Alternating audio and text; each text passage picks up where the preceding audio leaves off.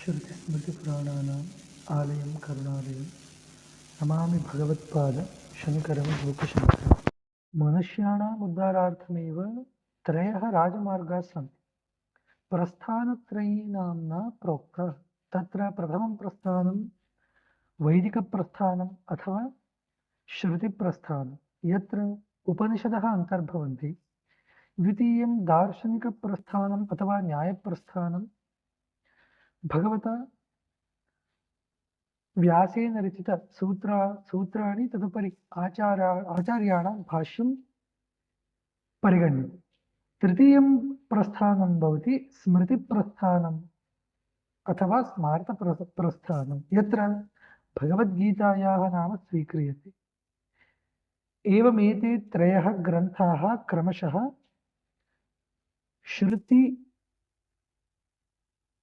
श्रुतिन्यायस्मृति प्रस्थानानि भवन्ति। एवम् एषा भगवद्गीता ब्रह्मविद्या इत्युच्यते। भगवद्गीतायाः उपरि आचार्याणां भाष्यम् अस्ति इति वयं जानीमः। एवं भगवद्गीतायाम् 18 अध्यायाः सन्ति। भीष्मपर्वणः 25 अध्यायादारभ्य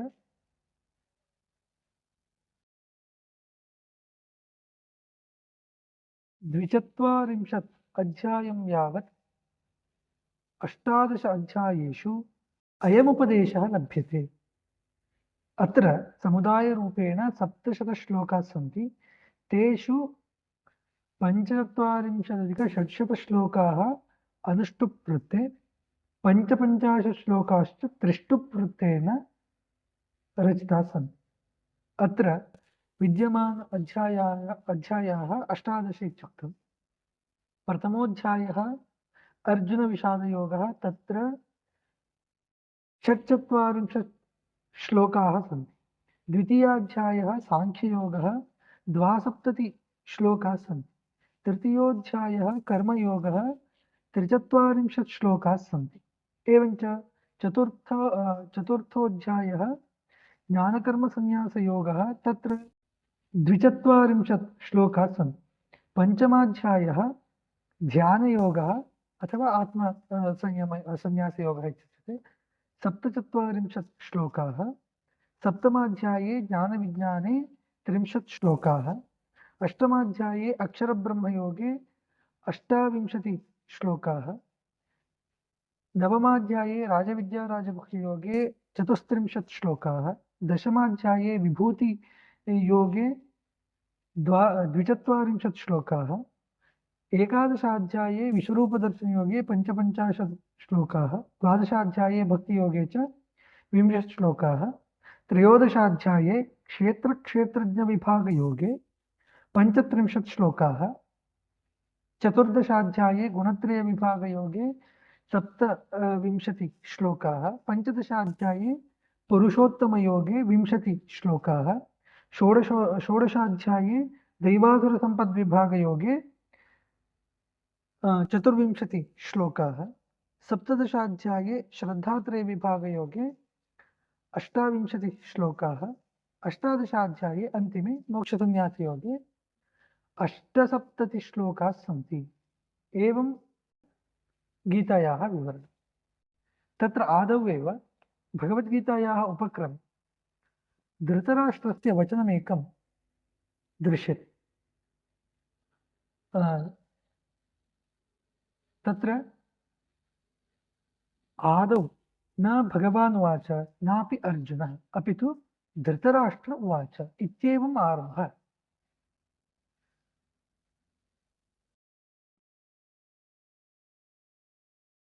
बादरायणदत्तवरेण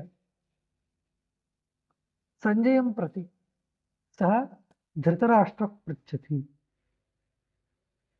महाभारतयुद्धं धर्माधर्मयोः अतिमहत् सङ्घर्षरूपं।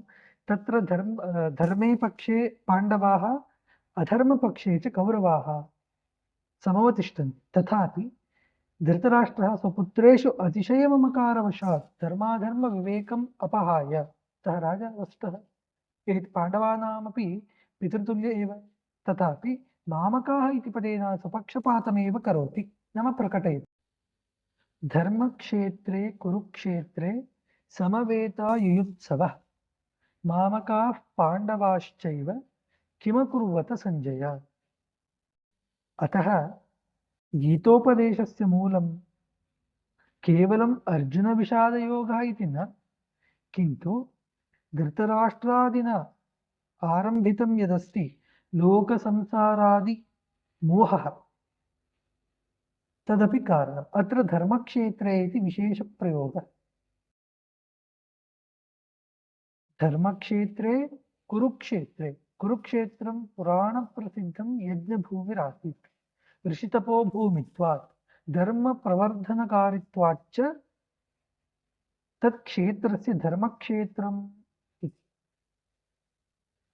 एवं धर्मप्रदाने अस्मिन् क्षेत्रे मम पुत्राणां मनोविकारस्य, अतः किमकुर्वत इति पृच्छति। युद्धं कुर्वन्तः सन्ति वा इति न, किं कुर्वन्तः सन्ति इति पृष्टवान्। एवञ्च धर्मक्षेत्रप्रभावात् पाण्डवानां जयसम्भवानां मनस ये पाण्डवाः जयं प्राप्नुयुः, पाण्डवाः विजयिनो भवेयुः इति शङ्कया शङ्कमानः सञ्जयम् अपृच्छत्। अत्र भयमपि अस्ति, ममकारोऽपि अस्ति, पक्षपातोऽपि सूक्ष्मरूपेण व्यक्तो भवति। पाण्डवाः अपि धृतराष्ट्रस्य स्वबान्धवाः एव, तथापि मामकाः इति स्वपुत्राणामेव शतजनानामेव परिगणनं। मामकाः इति, एवञ्च पाण्डवाः, मामकाः नाम मत्सम्बन्धिनः, मत्सम्बद्धाः ये सन्ति ते, अन्ये अन्ये अन्ये तु पाण्डवाः, अन्ये पाण्डवाः, अन्ये मामकाः पाण्डवाः इति। पाण्डवाः मामकाः न सन्ति इति अत्र विवक्षितं भवति। एवं पृथक् कथनात् तस्य रागः, मोहः, पक्षपातः, अयमेव मोहः, अयमेव रागः संसारबीजभूतम्। एवं रागद्वेषमोहाभिभूतस्य धर्माधर्मविवेको न सम्भवति। यत्र विकाराभावः तत्र शोकमोह, यत्र विवेकाभावः तत्र शोकमोह, यत्र शोकमोहो तत्र आत्मज्ञानोपदेशस्य आवश्यकता अस्त्येव। अत एव धृतराष्ट्रप्रश्नादेव गीतायाः आरम्भः। एवं अर्जुनस्य विषादं निमित्तीकृत्य सर्वजीवानाम् उद्धाराय भगवान् गीताम् उपदिदेश ब्रह्मविद्यां प्रतिपादयति। आदिमश्लोके तु युद्धप्रसङ्ग आरम्भः नास्ति, अपि तु मोहस्य, ममकारस्य, धर्माधर्मविवेकाभावस्य, संसारबीजभूतस्य च निरूपणम् अस्माभिः द्रष्टुं शक्यते। प्रारब्धं धर्मक्षेत्रे कुरुक्षेत्रे समवेतायुयुत्सवः मामकाः पाण्डवाश्चैव किमकुर्वत सञ्जय। अत्र पदच्छेदः। धर्मक्षेत्रे कुरुक्षेत्रे समवेताः युयुत्सवः मामकाः पाण्डवाः च एव किम् अकुर्वत सञ्जय। अत्र धर्मक्षेत्रे, धर्मस्य क्षेत्रे, धर्मक्षेत्रे समवेताः, समागताः, एकत्र मेलिताः, युयुत्सवः युद्धं कर्तुम् इच्छवः, मामकाः मत्सम्बन्धिनः, मम पुत्राः, पाण्डवाः पाण्डोः पुत्राः, पाण्डुराजस्य पुत्राः च तथा एव अपि एव किं, किमर्थं, किं नाम अकुर्वत, अकुर्वन्, अकरोत्। एवं बहुवचनप्रयोगः मम पुत्राः इति। सञ्जय, हे सञ्जय, संबोधना विभक्ति। अत्र धर्मस्य क्षेत्रं धर्मक्षेत्रं, षष्ठी तत्पुरुषसमासः। कुरुक्षेत्रं, कुरूणां क्षेत्रं कुरुक्षेत्रं, षष्ठी तत्पुरुष। एवं युयुत्सवः युध् धातोः सन् इच्छार्थकरूपे युद्धम् इच्छवः मामकाः मम कन् प्रत्यय तद्दिदान्तशब्दः समेताः सम् आगताः समवेताः। हे संजय धर्मक्षेत्रे कुरुक्षेत्रे धर्मक्षेत्रमिति धर्म उक्तरीत्या धर्मबहुलत्वात् तत्प्रभावेण धर्मक्षेत्रे धर्मक्षेत्र तादृशं धर्मक्षेत्रं कुरुक्षेत्रं धर्मक्षेत्रे कुरुक्षेत्रे समवेताः युयुत्सवः मामकाः पाण्डवाश्च किम् अकुर्वत इति। अयं प्रश्नः न केवलं युद्धारम्भविषयः किन्तु धर्मक्षेत्रप्रभावेण किञ्चित् सन्धिरभूत् वा पाण्डवानां विजयः भवेयुः इति भीत्या किं सन्धिः अभवत् तत्र गत्वा वा सन्धिरभवत् इति। एवं धृतराष्ट्रस्य महाराजस्य वचनं श्रुत्वा संजयः प्राप्तवरः संजयः वदति दृष्ट्वा तु पाण्डवानीकं व्यूढं दुर्योधनस्तदा आचार्यमुपसंगम्य राजा वचनमब्रवीत्। एवम् अस्य श्लोके युद्धारम्भस्य प्रथमावस्था निरूप्यते।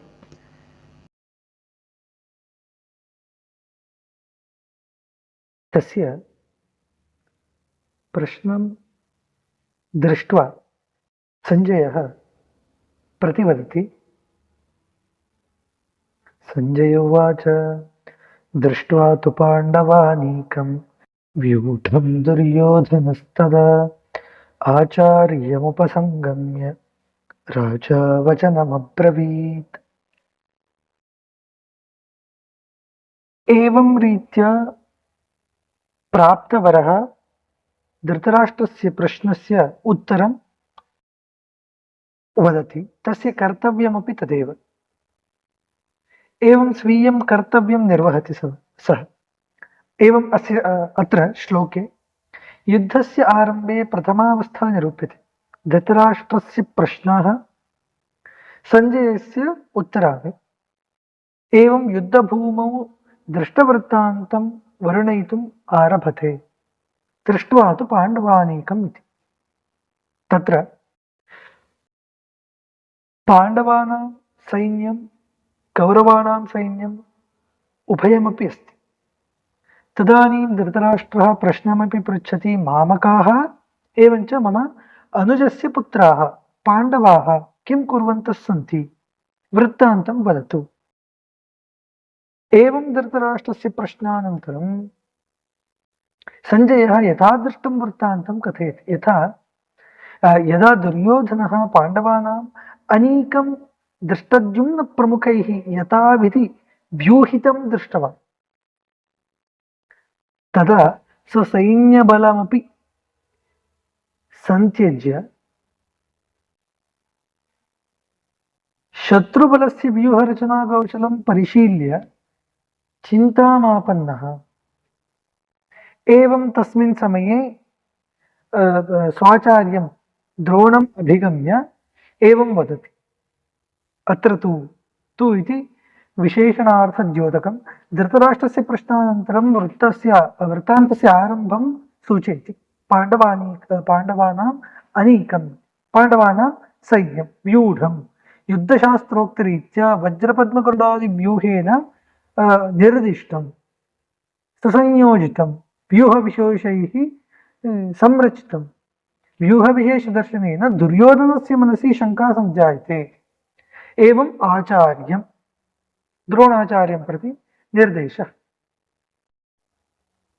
कुतः इत्युक्ते दृष्टद्युम्नः द्रोणस्य शिष्यः द्रुपदपुत्रश्च। एवं पाण्डवाः अपि द्रोणाचार्याणां शिष्याः एव। स च द्रोणवधार्थमेव यज्ञाग्नेः समुत्पन्न इति प्रसिद्धं द्रुपदपुत्रः। अतः तदीयां व्यूहरचनां दर्शयन् द्रोणाचार्यस्य युद्धोत्साहम् उद्भावयितुं सः दुर्योधनः द्रोणाचार्याणां सविधे एव गतवान् इति। एवं शिष्येणैव व्यूहितमिदं पाण्डवानाम् अनीकं पश्य इति भावेन तव शिष्यः एव एवं व्यूहं रचितवान्, तस्य भङ्गः कथम्? एवञ्च आचार्यमनसि यदि लज्जा, क्रोधः, युद्धोत्साहः इत्यादिकं भवति तदानीमेव वयं जेतुं शक्नुमः। अतः तव शिष्यः एव एवं कृतवान् अस्ति इति। अतः दुर्योधनः समुपगतः। राजा इति पदेन राज्याधिकारं तस्यैव हस्ते अस्ति इति सूच्यते। एवं सः धर्मी, धर्मेण राजा इति, अधर्मपरोऽपि राजा भवितुमर्हति। अतः राजा सः। एवमत्र दृष्ट्वा तु पाण्डवानीकं व्यूढं दुर्योधनस्तदा आचार्यम् उपसङ्गम्य एवम् उक्तवान्। राजा वचनम् अब्रवीत्। सम्पन्नम्। अत्र पदच्छेदः दृष्ट्वा तु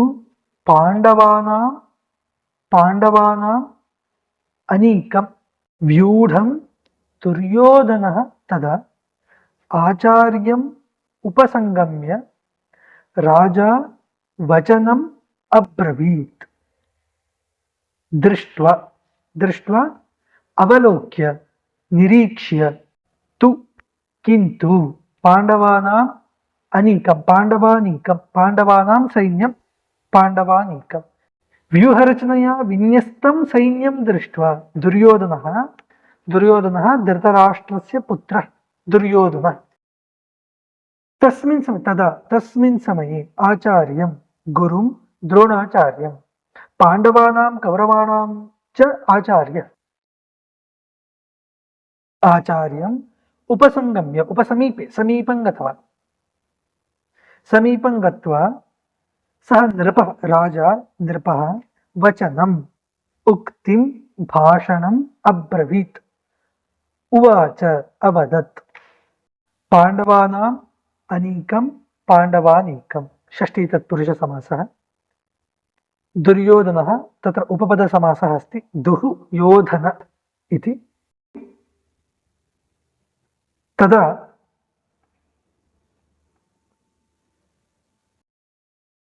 दुर्योधनः यदा युद्धे सर्वे सन्नद्धाः संलग्नाः आसन्, धर्मक्षेत्रे सर्वेपि समवेताः समागताः आसन्, युयुत्सवः योद्धुम् इच्छवः ये केऽपि सन्ति ते सर्वेपि तत्रैव युद्धक्षेत्रे समागताः आसन्। तान् लक्ष्यीकुर्वन् सः दुर्योधनः स्वीयं गुरुं वदति। तस्य उत्साहजननार्थं व्यूढं दुर्योधनस्तदा आचार्यमुपसङ्गम्य राजा वचनम् अब्रवीत्। किमिति अब्रवीत्? किमुक्तवान् सः?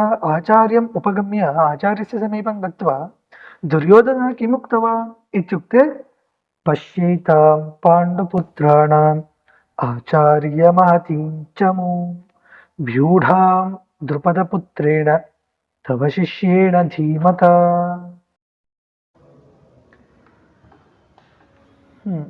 अत्र दुर्योधनः स्वीयाभिप्रायं द्रोणाचार्यस्य पुरः प्रकाशयति।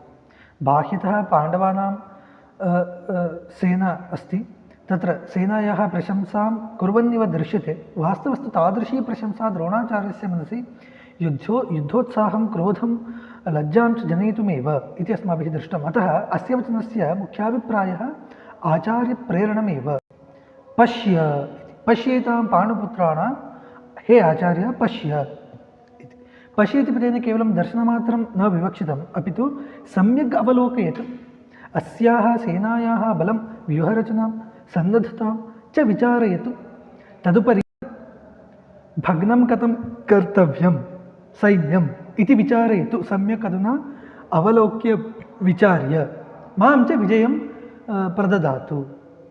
एवं एतां महतीं चमूः इति सेनायाः नाम। महती इति विशेषणेन संख्याबाहुल्यं प्रदर्शितं तत्र। बलवत्वं, व्यूहसम्पत्तिः इत्यादिकं तत्र। दुर्योधनः पाण्डवसैन्यस्य सामर्थ्यं द्रोणस्य पुरतः विशेषेण निरूपयति। पाण्डुपुत्राणाम् इति वचनेन पाण्डवपक्षनिर्देशः तेषां सेना सुसङ्घटिता, सुशिक्षिता, युद्धकुशलैः वीरैः परिपूर्णा च अस्ति इति। तेन अयम् आचार्यः इतोपि उत्साहेन युद्धं करोतु इति। एवं व्यूढामिति युद्धशास्त्रविधक्रमेण विशेषेण विन्यस्ता। व्यूहरचना अत्र केवलं सैन्यस्थापनं न, अपि तु रणकौशलप्रकाशनत्वम् अपि भवति। रणकौशलप्रकाशनत्वेनापि गृह्यते द्रुपदपुत्रेण इति। दृष्टद्युम्नस्य निर्देशः द्रुपदपुत्रेण एवं कृतं। सः द्रुपदराजस्य पुत्रः द्रोणवधार्थम् अग्निकुण्डात् समुत्पन्न इति महाभारते कथा तु प्रसिद्धा एव।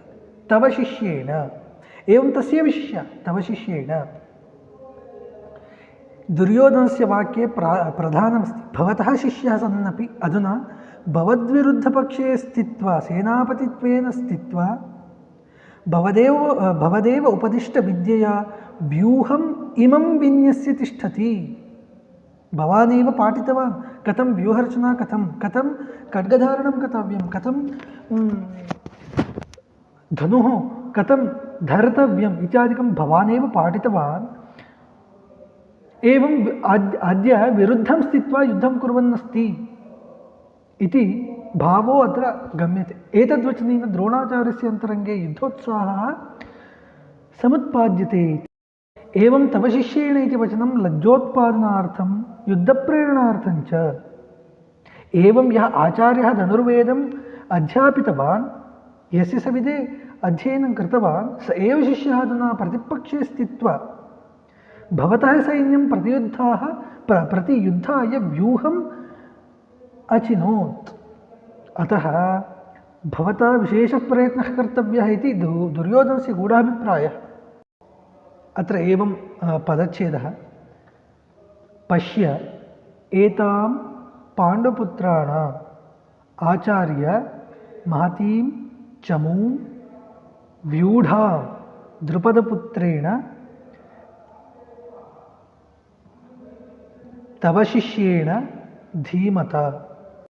पश्य, अवलोकय, निरीक्षस्व। एताम्, इमां पाण्डुपुत्राणां, पाण्डोः पुत्राणां, हे आचार्य, महतीं, विशालां, विपुलां चमूं, सेनां, व्यूढां, व्यूहरचनया विन्यस्तां, द्रुपदपुत्रेण, द्रुपदस्य पुत्रेण दृष्टद्युम्नेन तव भवतः शिष्येण अन्तेवासिना विद्यार्थिना धीमता बुद्धिमता प्राज्ञेन इति। पाण्डुपुत्राणां, पाण्डोः पुत्राः पाण्डुपुत्राः, षष्ठी तत्पुरुष। द्रुपदपुत्रेण, द्रुपदस्य पुत्रः द्रुपदपुत्रः। दृशिति लोट्लकार मध्यमपुरुष एकवचने अस्ति। एवम् अत्र व्याकरणविशेषः अन्वयः। हे आचार्य, तव धीमता शिष्येण द्रुपदपुत्रेण व्यूढाम् एतां पाण्डुपुत्राणां महतीं चमूं पश्य। तव शिष्यः युद्धोत्साहेन भवतः विरुद्धमेव स्वीयं सैन्यं व्यूहनिर्माणपुरस्सरं स्थापितवान् अस्ति, अवलोकय इति। तत्र आचार्याणां पुरतः स्थित्वैव दुर्योधनः पाण्डुपुत्राणां सैन्यस्य बलं वर्णयति। अत्र शूरा महेश्वासा भीमार्जुनसमायुधि युयुधानो विराटश्च द्रुपदश्च महारथः। इदानीं दुर्योधनः पाण्डवसेनायाः प्रमुखवीरान् आचार्यस्य पुरतः निर्दिशति, यतः अग्रे युद्धार्थं सौकर्यं भवतु इति कृत्वा। अयं शत्रुपक्षः न केवलं बहुसङ्ख्याकः अपि तु महावीरसमन्वितोऽपि इति द्रोणाचार्यम् अवगामयितुम् अत्र इति पाण्डवसैन्ये अत्र। एवञ्च उभावपि पक्षौ युद्धक्षेत्रे समवेतौ, तदेव आद्यश्लोकेन निर्दिष्टं धर्मक्षेत्रे कुरुक्षेत्रे इति। एवं तत्र ये आगताः सन्ति तेषां नामनिर्देशनं, के आगताः सन्ति युद्धार्थं, मत्पक्षे के सन्ति, तेषां पक्षे के सन्ति, के वीराः सन्ति, एवञ्च तेषाम् अग्रे तेषां पुरतः कथं युद्धं कर्तव्यम् इत्यादिविषयकचिन्तनपुरस्सरं सः पाण्डवानां सैन्ये विद्यमान सेनापतीन् महावीरान् आचार्यस्य पुरतः निर्दिशति अत्र इत्यादिना। शूराः पराक्रमशालिनः निर्भयाः रणकर्मणि निपुणाः। सर्वे तत्र ये आगताः स्थिताः युद्धार्थम् इच्छा येषाम् अस्ति, युयुत्सवः ये सन्ति ते सर्वेपि पूर्वं युद्धं कृतवन्त एव। रणकर्मणि निपुणाः शूराः, शौर्यम् अस्ति, महेश्वासाः, महतां धनुषां धारिणः, धनुर्वेदकुशलाः, दूरस्थलक्ष्यवेदिनः। अनेन तेषां धनुर्विद्याप्रावीण्यम् अपि सूचितं भवति। सर्वेपि तत्र ये सन्ति ते शस्त्रेषु अस्त्रेषु पारङ्गताः सन्ति, युद्धकौशलादिकं तेषु अस्ति। के ते इत्युक्ते भीमार्जुनसमाः, पराक्रमे भीमतुल्याः, बिल्विद्यायाञ्च अर्जुनसमाः सन्ति। युद्धे भीमार्जुनयोः तुल्यपराक्रमाः तेषां ते अनेके सन्ति पाण्डवानां पक्षे। तत्र सर्वथा अभेदः इति न, किन्तु शौर्यविशेषणे तेषां समानता, शौर्ये ते समानाः इति।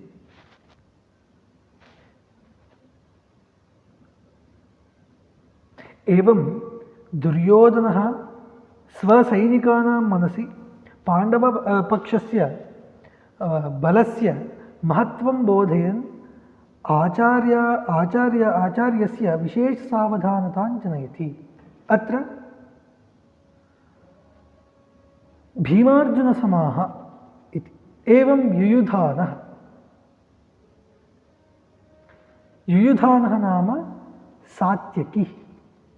सः वृष्णिवंशसम्भवः, श्रीकृष्णस्य बन्धुः, अर्जुनस्य शिष्यश्च, धनुर्विद्यायां रणे च अतीव प्रसिद्धः सः सात्यकी। युयुधानो विराटश्च सात्यकिश्चापराजितः। एवं विराटः मत्स्यदेशाधिपतिः विराटराज अज्ञातवासकाले पाण्डवानाम् आश्रयः, महापराक्रमी धर्मनिष्ठश्च। एवं द्रुपदः पाञ्चालराजः, द्रोणाचार्यस्य सखा द्रुपदः, अनन्तरं वैरिणो जातः,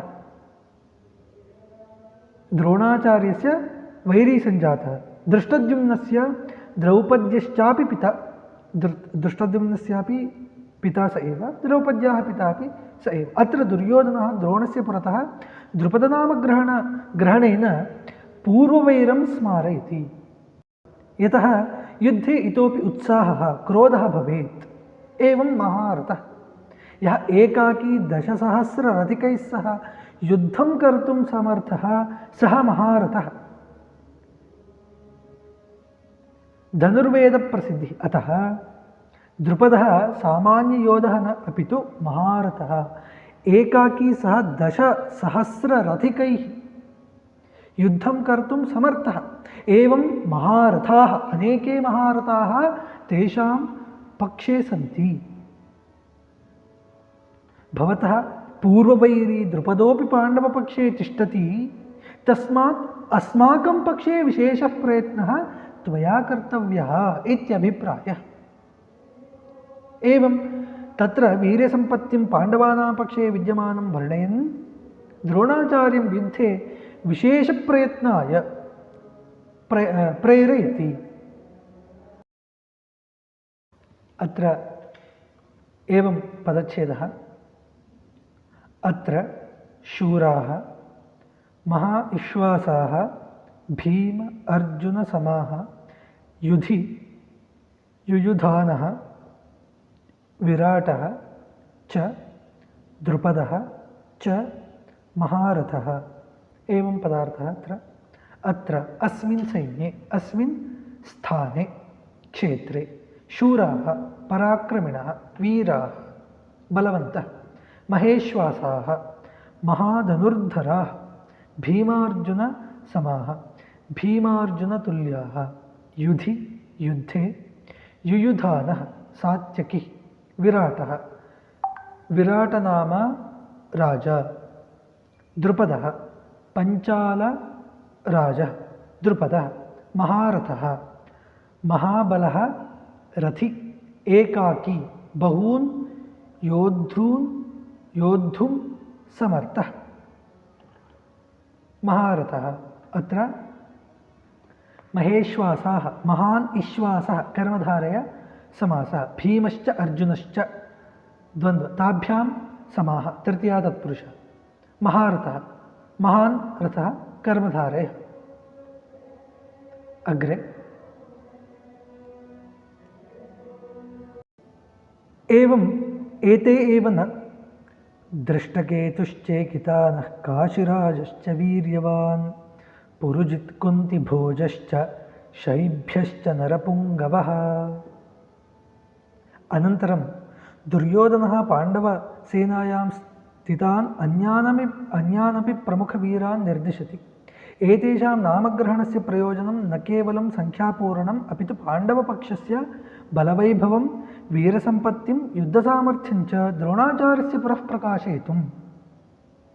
दृष्टकेतुरिति चेदीराजः शिशुपालस्य पुत्रः पितुर्वधानन्तरमपि पाण्डवपक्षमाश्रित्य धर्मयुद्धे समुपस्थितः। चेकितानः इति वृष्णिवंशसम्भवः महावीरः धनुर्विद्यायां युद्धकौशले च परिणतः पाण्डवानां परमसहायकः। काशिराजः वाराणस्याः अधिपति वीर्यवान् इति विशेषणेन तस्य पराक्रमातिशयः सूच्यते। युद्धे शौर्यविशेषसम्पन्नत्वात् वीर्यवान् इत्युच्यते। पुरुजित् च कुन्तिभोजः च कुन्त्याः सम्बन्धिनौ पाण्डवानां बन्धू च स्वजनस्नेहवशात् धर्मपक्षमाश्रित्य युद्धाय समुपस्थितौ। पुरुजित् एवञ्च कुन्तिभोजः। शैभ्यः शिबिवंशप्रसूतो नृपः धर्मनिष्ठत्वेन सत्यपालनेन पराक्रमेण च प्रसिद्धः। नरपुङ्गवः इति शैभ्यस्यैव विशेषणं। नराणां पुङ्गवः अग्रगण्यः श्रेष्ठपुरुषः इत्यर्थः। शौर्यधैर्यनीतिज्ञानादिगुणैः सह इतरनृपेभ्यः श्रेष्ठ इति सूच्यते। एवं दुर्योधनः एतान् वीरान् अनेकशः निर्दिशन् पश्य एतादृशमहारथ्यैः महावीरैः धर्मपक्षानुयायिभिः पाण्डवसेना समलङ्कृता अस्ति इति भावेन आचार्यस्य मनसि युद्धगौरवं विशेषसावधानताम् उत्साहं च जनयितुमिच्छति। अत्र च इति शब्दस्य पुनः पुनः प्रयोगः अनेकवीराणां समुदायस्य सूचकः। एकः एव वीरः न एक एव महारथी नास्ति, अपि तु महारथिनः सन्ति बहवो पराक्रमिणः। एकैकस्यापेक्षया एकैकः इतोपि पराक्रमशाली। एवं ते सर्वेपि पाण्डवपक्षे समागताः स्थिताः सन्ति इति दुर्योधनस्य मनसि विद्यमानभयमपि सूचितं भवति। तन्निवेदयन् सावधानेन भवद्भिः युद्धं कर्तव्यम् इति सूचयति। अत्र पदच्छेदः दृष्टकेतुः च चेकितानः काशिराजः च वीर्यवान् पुरुजित् कुन्तिभोजः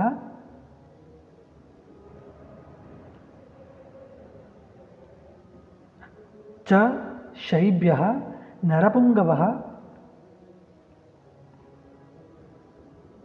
काशीराजः काश्याः राजः काशीराजः षष्ठी तत्पुरुष समासः कुन्तीभोजः कुन्तीं भुङ्क्ते अथवा कुन्तीदेशस्य राजा उपपद अथवा षष्ठी सन्दर्भानुसारं ग्राह्य नराणां पुङ्गवः षष्ठी तत्पुरुषे एवं पदार्थः दृष्टकेतुः दृष्टकेतु नाम राजा चेकितान नाम वीरः काशीराजः काशीनां राजा वीर्यवान् पराक्रमवान् बलसम्पन्नः पुरुजित् पुरुजिन्नाम राजा कुन्तिभोजः कुन्तिभोज नाम राजा शैब्यः शिबिवंशसम्भूतः शैब्यनाम राजा नरपुङ्गवः नरश्रेष्ठः एवं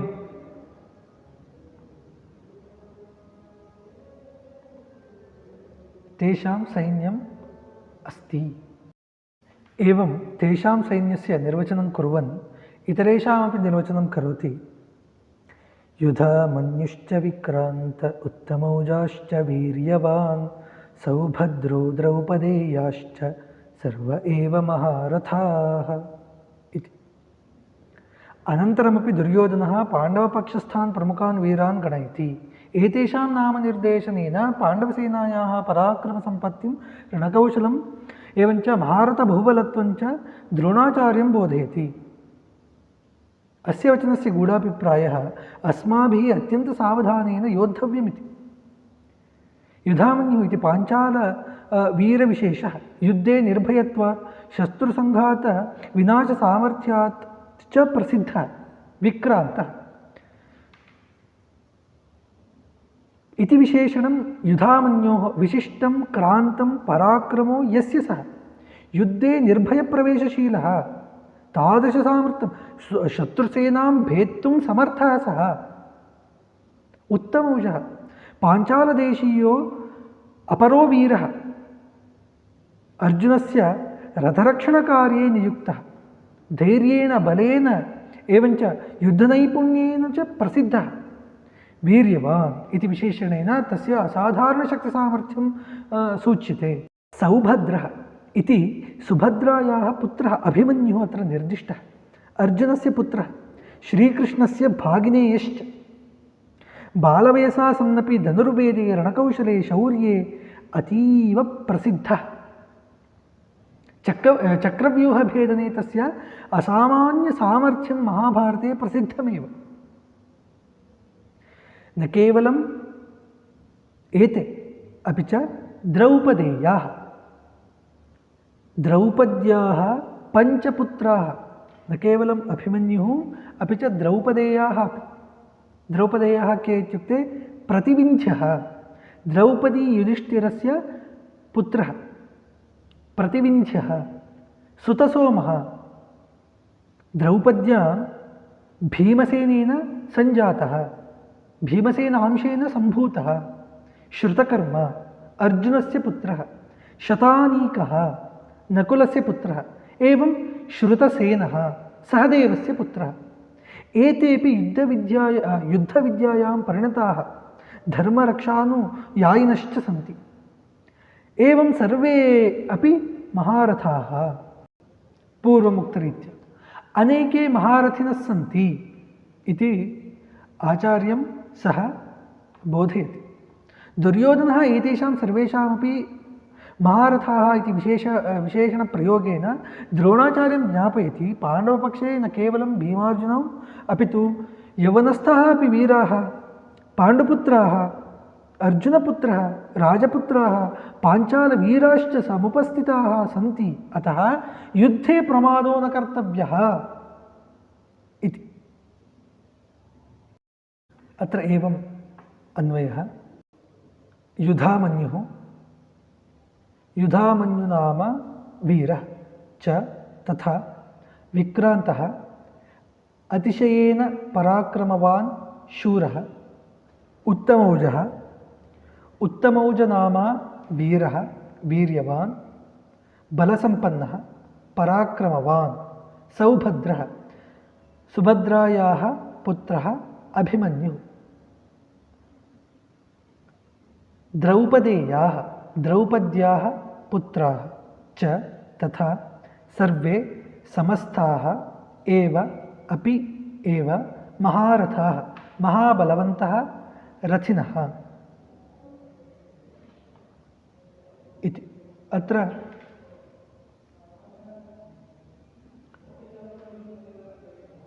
सौभद्रः सुभद्रायाः अपत्यं द्रौपद्याः अपत्यानि तद्धितान्तशब्दः। महारथः कर्मधारय महान् रथः। वीर्यवान् इत्यत्र मतुप्रत्ययः बलयुक्तः इत्यर्थः। इत्येवं रीत्या विशेषः। अत्र एवम् अन्वयः युधामन्युः विक्रान्तः उत्तमौजाः वीर्यवान् सौभद्रः द्रौपदेयाः च सर्वे एव महारथाः सन्ति। पाण्डवानां पक्षे एते सर्वेपि सन्ति महारथिनः इति। पाण्डवसैन्यस्य महद्फलसूचनार्थम् उक्तम्।